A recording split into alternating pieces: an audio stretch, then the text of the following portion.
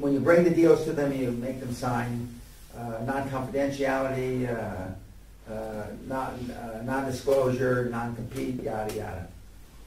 But sometimes they steal the deal anyway, just like they steal the movie idea.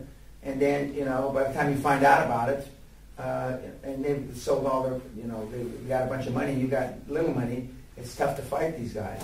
They all refuse to sign them these days. Yeah, well, They don't sign shit these days. Yeah, okay, they don't sign shit these days. That doesn't surprise me. So that means they're telling you that, if we like the deal and we don't like you, we're going to steal it. Yep. And yet, there are still millions of people bringing deals to these guys.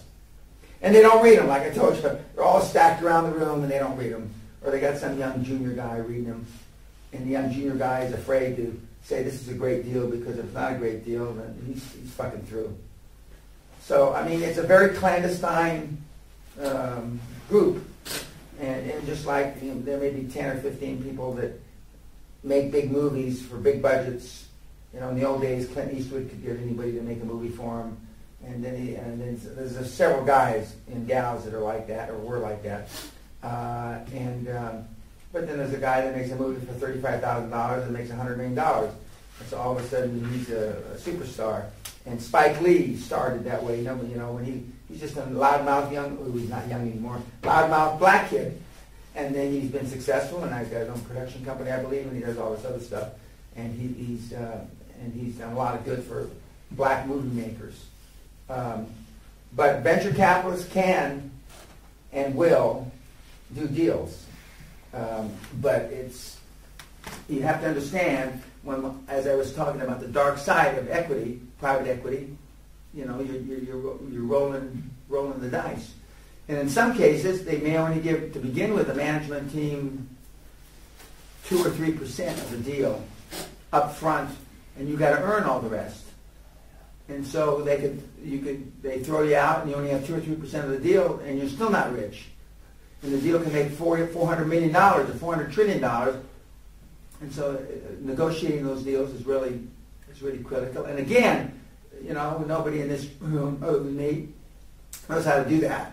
And so, and even I would bring in some experts to assist me. So you need a financial person. If that's an idea, you're going to set up a company, and then you're going to set up separate, funding ideas that you don't want to use your own money.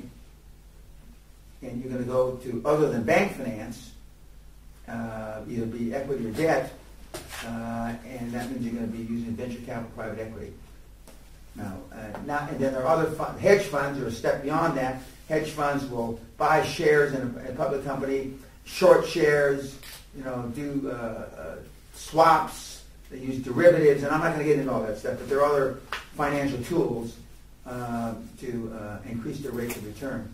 And of course, you read about it every once in a while. I think it was BNPB, a guy just lost 7 billion euros, being sued, and they want to put him in prison. The guy that took down Baring Brothers, 10, 12 years ago, and a Dutch bank wound up buying Baring Brothers, which is a UK-based merchant bank that's 300 years old, for $1.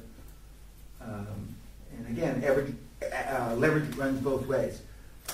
And what venture capitalists want from you is, many of them want skin in the game, just like Outback. Yeah, Outback franchise was one of the most successful